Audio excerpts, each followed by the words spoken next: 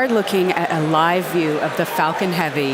Yes, the Falcon Heavy on historic pad 39A at Kennedy Space Center, awaiting liftoff at 3:45 p.m. local time. Welcome to our live launch webcast. My name is Lauren Lyons. I'm an engineer in our flight reliability department here at SpaceX, and I am so excited to be here with you today, along with my co-host, bringing you coverage of the first ever test flight of Falcon Heavy. At liftoff, Falcon Heavy is going to be the world's most powerful operational rocket by a factor of 2. And today is the day that we attempt to demonstrate that power. And because it is a test flight, there is no satellite customer on board the vehicle today, but the fairing is not empty. We do have some very interesting payloads going up on this flight that we'll talk about later on in the webcast. We'll also walk you through the mission profile because this ain't your typical Falcon launch. We've got 28 engines, 3 boosters, 3 separation events, 3 landing attempts, and there's going to be a lot of activity happening all at once. So this test flight is bound to be exciting one way or another. All right, we've got a ton to walk you through today, so let's get going. Hi, I'm Michael Hammersley, a materials engineer in the avionics department. We're very excited. I'm sure you can hear it. To my right, we have a live view of Falcon Heavy on the pad at Kennedy Space Center. Falcon Heavy is essentially 3 Falcon 9 rockets all strapped together, which means it can carry much larger payloads not only to Earth orbit, but to the Moon and Mars as well. So like Falcon 9, Falcon Heavy is a 2-stage launch vehicle. The big difference is that the first stage in Falcon Heavy is comprised of 3 cores, while Falcon 9 has only 1. Now, each one of these 3 cores has 9 M1D engines, making for a total of 27 engines overall. Altogether, those engines produce 5 million pounds of thrust, which is equal to 18 747s at takeoff. In fact, the engines are producing so much power that we don't run them at full thrust all at once. So during ascent, Falcon Heavy will throttle its thrust up and down in both the side and the center cores in order to balance the aerodynamic and structural loads on the vehicle. So about halfway through the first stage's burn, the 2 side boosters will separate and come back to Earth for a simultaneous landing at Cape Canaveral Air Force Station. More about that a bit later.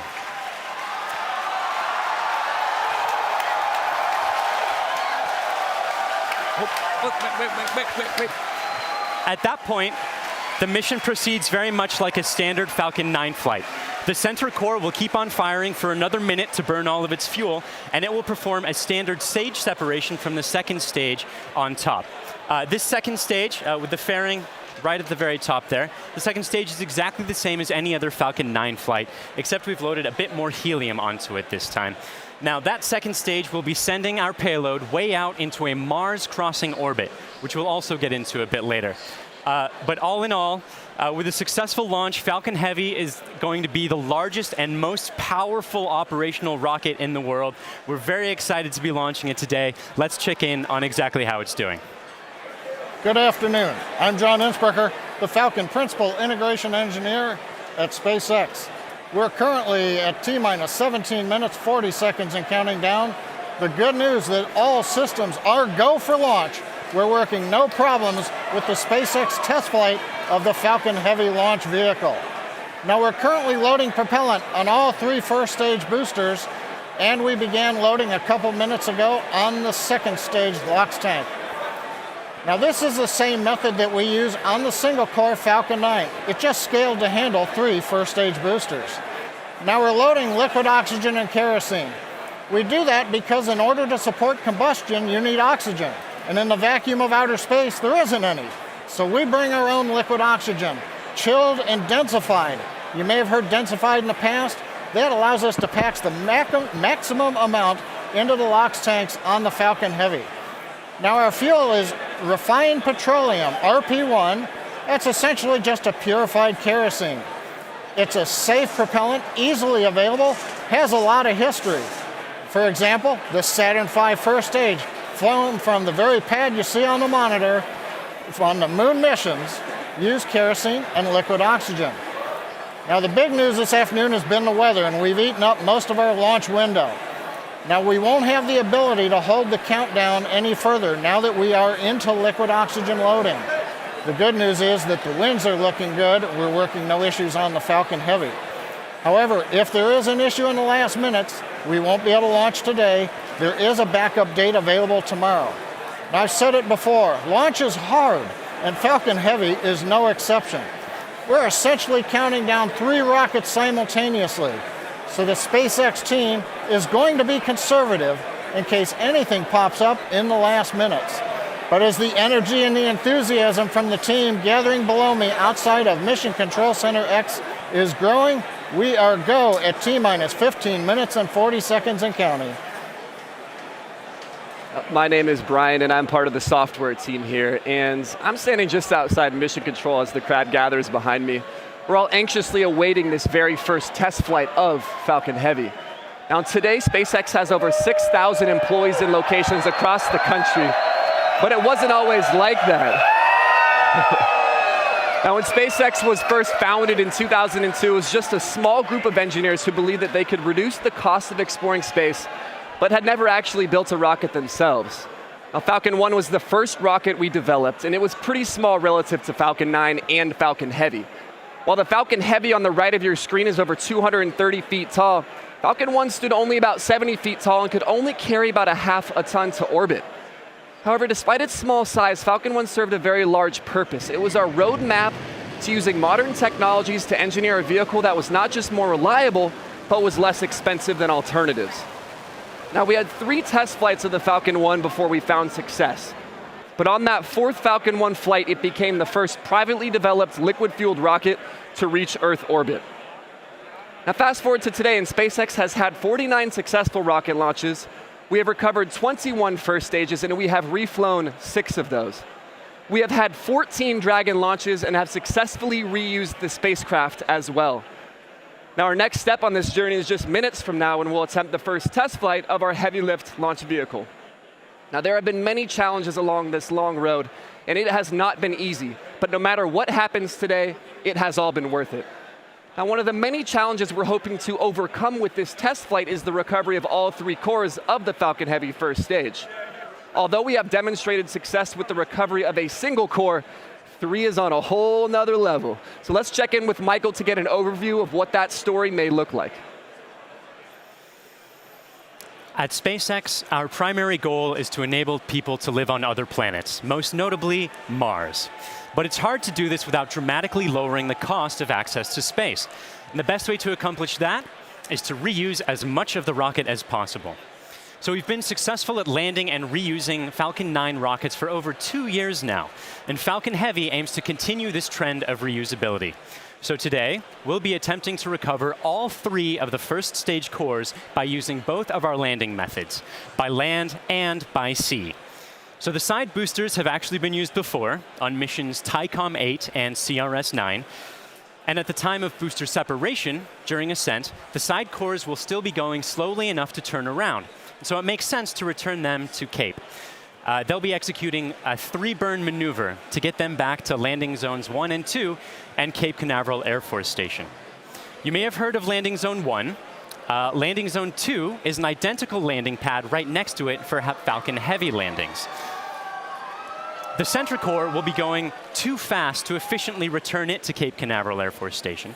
So we're going to use the autonomous spaceport drone ship to catch it about 300 miles off the Florida coast.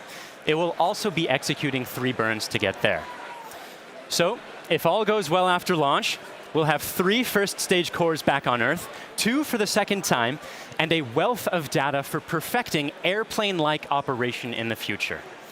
So countdown is still proceeding nominally. So let's check in again on how Falcon Heavy is doing.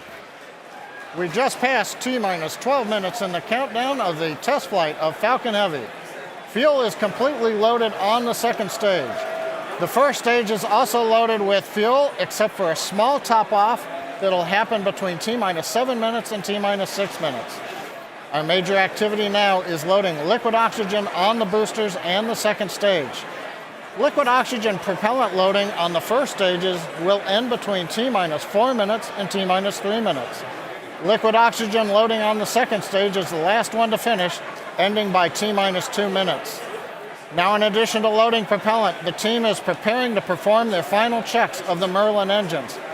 will begin chill-in of the Merlin engine turbopumps with liquid oxygen as typical at T-minus 7 minutes like we do on Falcon 9 flights. We'll also be verifying valves and using the thrust vector control actuators to move the engines to verify the actuators are working correctly. As we get to T-minus 4 minutes, the clamp on the top of the strung back will open. You can see it just behind the Falcon Heavy. That entire structure will move about 1.5 degrees away from the rocket. At liftoff, it will move the rest of the way to clear Falcon Heavy, just like Falcon 9 flights. At the T-minus 1 minute mark, the flight computers will go into startup mode.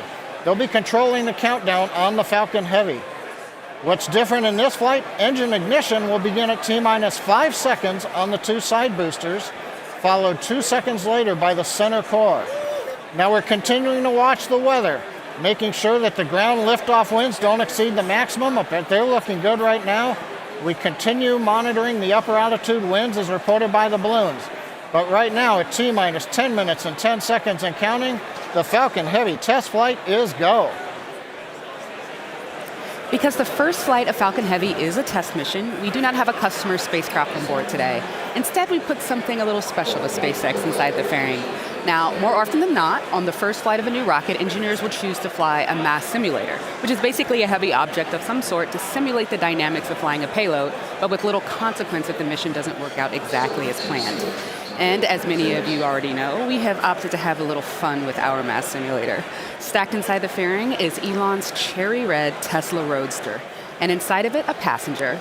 His name is Starman, but don't worry, he's not human. But he is donning the SpaceX-designed spacesuit that our human astronauts will be wearing on Crew Dragon. And if all goes well today, we hope to get some live views of it as it makes its way into space. Now, in addition to the Roadster, you might also catch a glimpse of a smaller passenger, which is a tiny little Hot Wheel Roadster carrying a tiny little Starman, which is a little Easter egg for today's mission, so keep your eyes peeled for that. But those are not the only payloads we're flying today. Secured inside the Roadster is another really special passenger called an ARC. An ARC is a 5D laser optical quartz storage device, which is essentially a high-tech, high-data storage unit that can survive in the harsh environment of space. It's built by the ARC Mission Foundation, which is an organization whose purpose is to store libraries of human knowledge and data on these devices and send them off into space with interplanetary travelers, thus preserving human achievements well beyond Earth. On the ARC that's being launched today, the Foundation has stored Isaac Asimov's classic sci-fi series, The Foundation Trilogy, which was the original inspiration for the ARC mission. And given that making humanity a multiplanetary species is the core purpose of SpaceX, launching an ARC on this mission just seemed fitting. And last but certainly not least, a little something special for our hardworking SpaceX team. Mounted on the payload attach fitting, which is the structure that holds the Roadster onto the second stage, there's a plaque on which the names of over 6,000 of our SpaceX employees are engraved. The work that goes into designing, building, testing, and launching a vehicle of this sort is no small feat. And we are super excited to be a part of the Roadster's billion-year journey through the solar system. As Lauren just mentioned, if all goes well today, Falcon Heavy will put the Roadster on board into an Earth-Mars orbit around the sun on a journey that could last for 1 billion years. Now, on a universal scale, this means that the Roadster will be tracing the shape of an ellipse with the sun at one of its fixed points, or one of its foci. Now, we call this heliocentric because it is sun-centered. The outermost distance on that same ellipse will intersect the path that Mars takes while it is on its own journey around the sun. That's quite far away. That will reach a maximum distance from Earth of over 400 million kilometers. In Earth terms, that's about the same as a trip around the equator 10,000 times. Now, during its journey, the Roadster will also reach a maximum velocity of nearly 40,000 kilometers per hour, or about 20 times faster than a speeding bullet. Now, as we said, it should stay up in orbit around the sun for about 1 billion years, and it's a very long, exciting road ahead, and we are thrilled to be able to take the first steps on that journey just 5 minutes from now.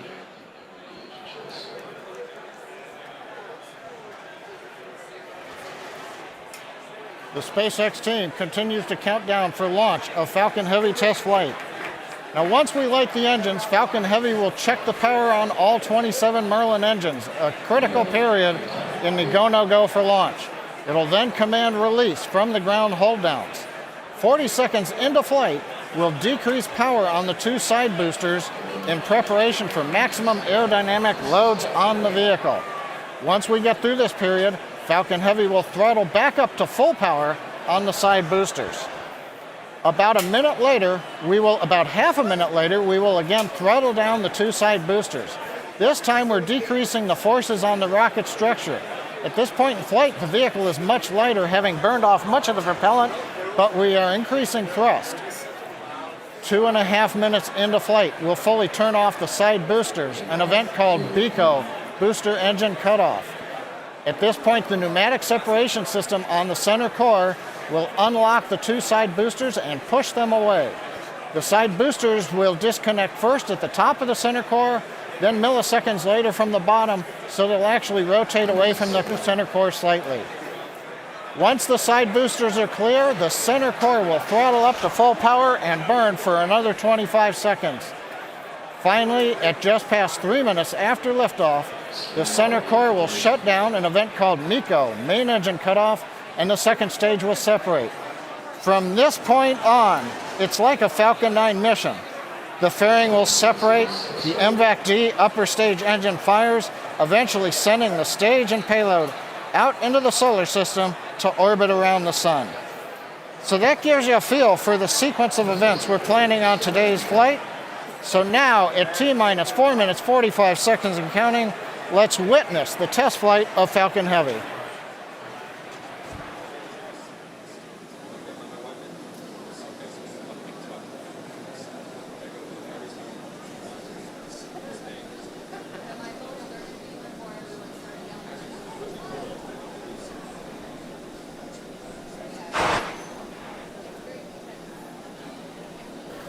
MVAC and A1D fuel bleed has started.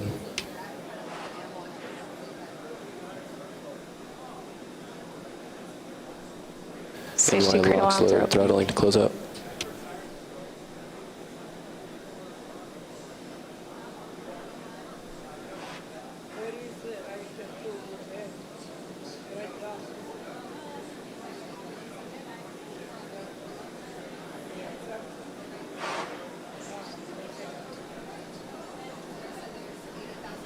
NY locks load complete.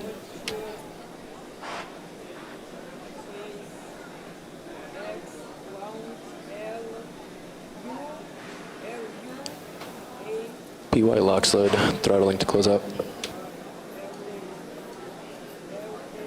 PY locks load complete.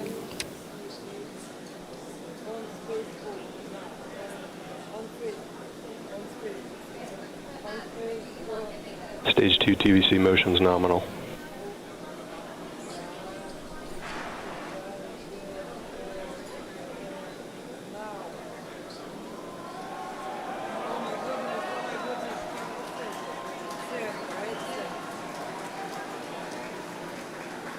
BOGO bleed verification. Center core locks load complete. Strombeck lower has ended. Strombeck's at 88.2 degrees.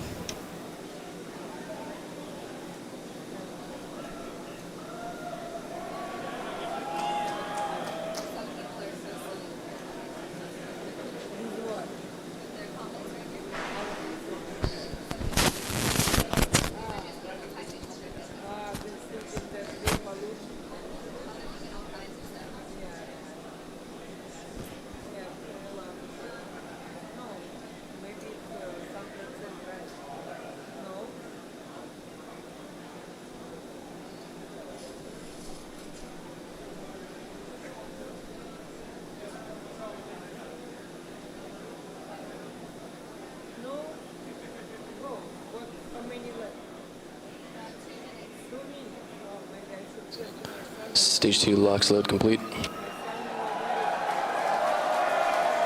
Falcon Heavy prop load is complete.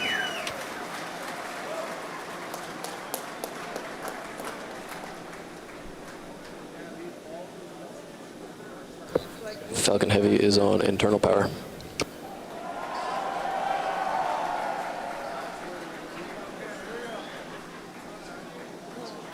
Vehicles in self-align. Ground gas close-out has started. Falcon Heavy gas loads are complete.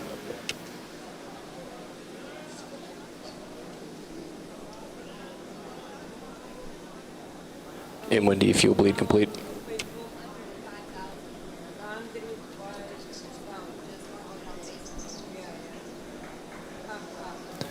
M1D engine chill is complete. AFTS is ready for launch. Ground gas closeouts are complete. Falcon Heavy is in startup.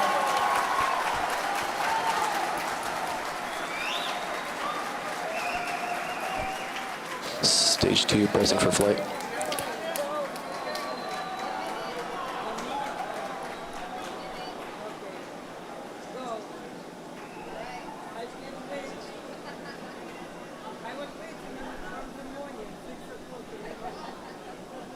T-minus 30 seconds.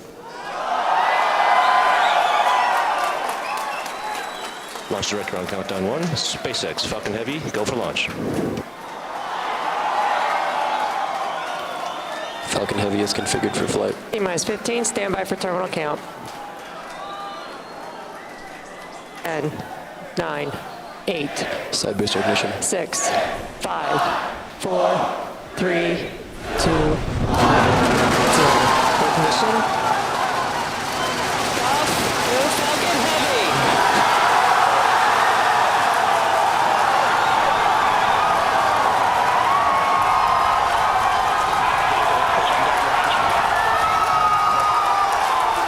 Stage 1 propulsion is nominal.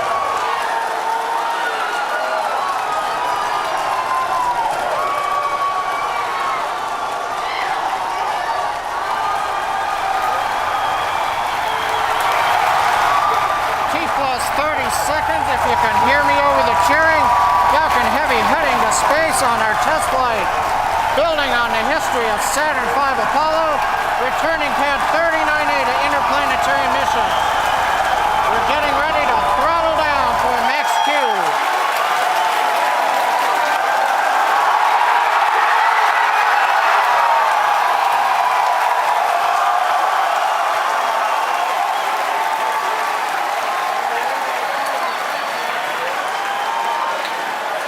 Vehicle supersonic. You've heard the call out. Vehicle is supersonic.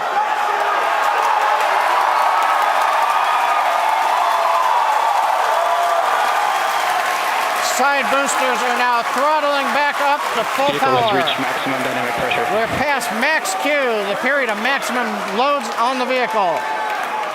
Next up, we'll be waiting for the side boosters to begin to throttle down prior to booster engine cutoff and separation 2.5 minutes into flight.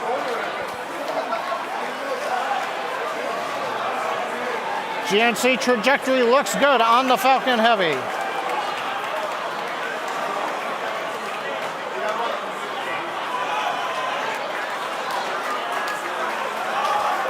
Reports show that the M1D engine performance is nominal. Impact engine chill has begun. Side boosters have begun to throttle down in preparation for the upcoming shutdown in 20 seconds.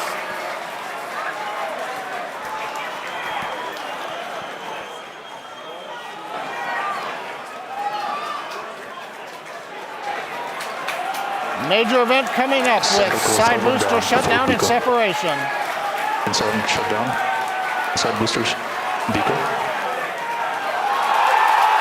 Center. We throttling up. S1 keeps going.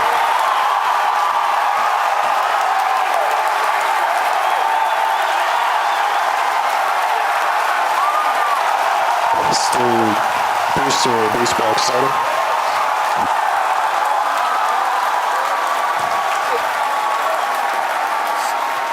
Successful separation. We're coming up on MECO and shutdown. Stay set.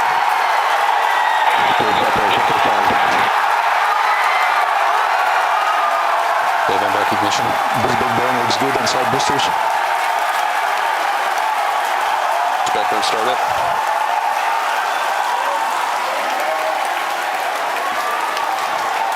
Coming up on fairing separation. Center core side engines on power, also look good.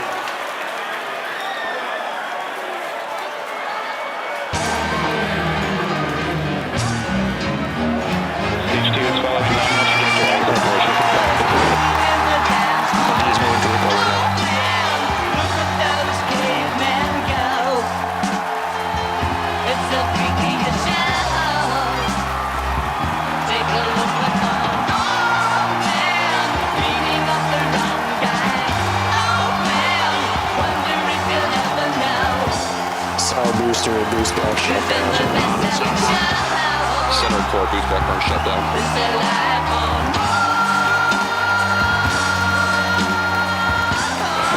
Acquisition of signal.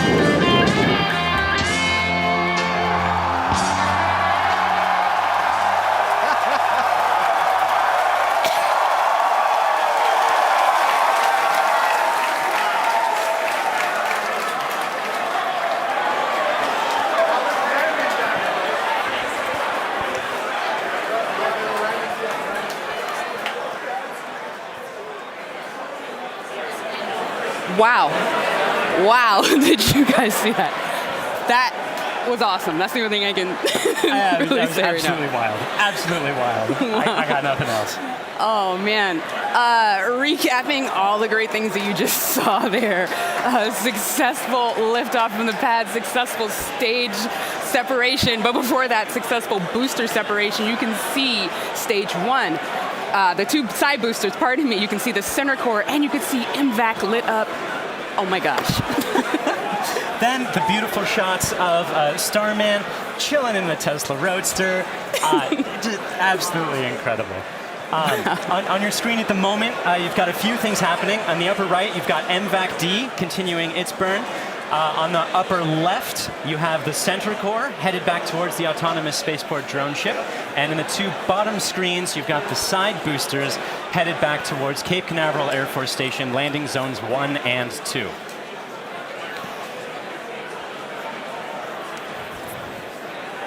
The next step coming up for the side boosters and the center booster is the re-entry burn. That's going to slow it down from, or slow all the boosters down from way faster than the speed of sound to just faster than the speed of sound in order to reduce some of those aerodynamic forces and heating that occurs when you're moving that quickly through the atmosphere.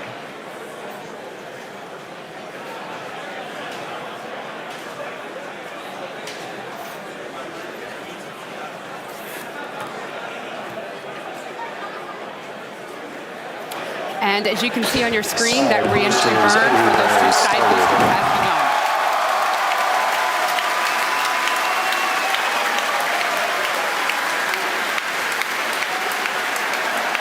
Side boosters entry burn shut down.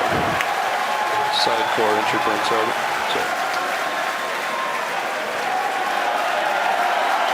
The center core in the upper left of your screen performing its own re-entry burn. You can see the edge of Cape Canaveral in both of the side booster cameras as those are coming in. PY and NY side boosters have saved. Center core entry burn shutdown. And even though those look very similar, those two boosters' views, those are actually representing different boosters. And they're heading towards Earth. They're about to begin their landing burns. We'll hopefully be able to bring you nice footage of that. Both side boosters transonic. And watch for the landing legs deploy at the tail end of that landing burn.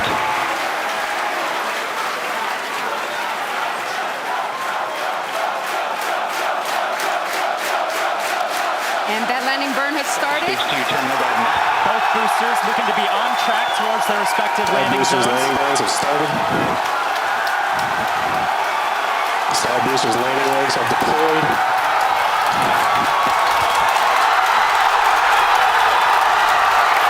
And the Falcons have landed. LZ1, LZ2, both side boosters have touchdown. Landing operators move on to 11 by 1, recovery 1 and recovery 2. Stage 2, AFTS has saved. And coming up very shortly, the center core will be attempting its landing on the autonomous spaceport drone ship. You may also be hearing the second engine cut off. Oh, check on your screen. Sometimes this footage goes out when it approaches the drone ship and the heavy vibrations make it lose signal. We're crossing our fingers that's not the case right now. Stage 2, nominal parking orbit insertion. So it looks like that landing is happening at the moment. We have lost signal. We're hoping that signal comes back shortly. Oh, man. Yeah, as Michael mentioned earlier with the vibrations of the rocket and how it shakes up the cameras that are on the drone ship, sometimes we do lose signal or shakes up the antennas. Oh, and we've just gotten confirmation We're waiting to hear what happens, and so we're listening in, and we're still waiting to hear. We'll let you know as soon as we find out. You'll know. People are cheering, but we'll get the call and know hopefully very, very soon how that center core is doing, whether it's standing up proud on that drone ship or not. Meanwhile, other two landings. those were absolutely gorgeous. Meanwhile, the second stage is continuing its trajectory towards Mars. It's all looking good there. John, come give us a recap of the full mission. He stands. Well, if you could hear all that cheering, it was an outstanding test flight of the Falcon Heavy.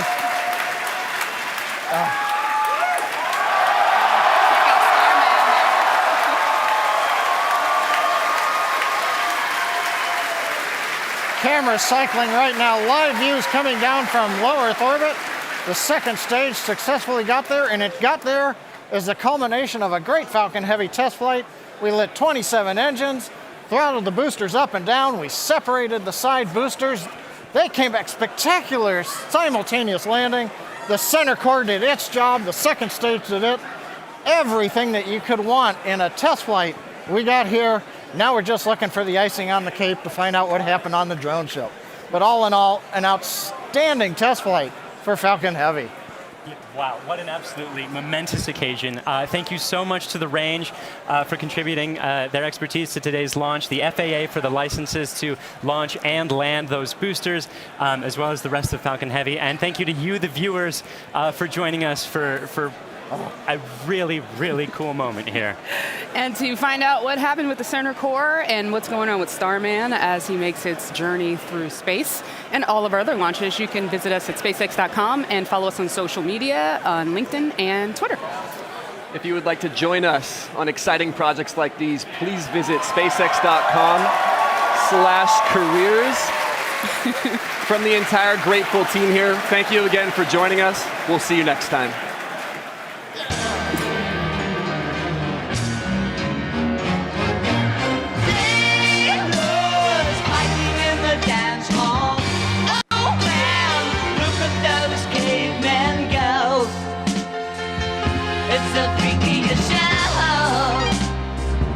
Take a look at the old man beating up the wrong guy. Oh man, wonder if he'll ever know. He's in the best-selling show. Is there life?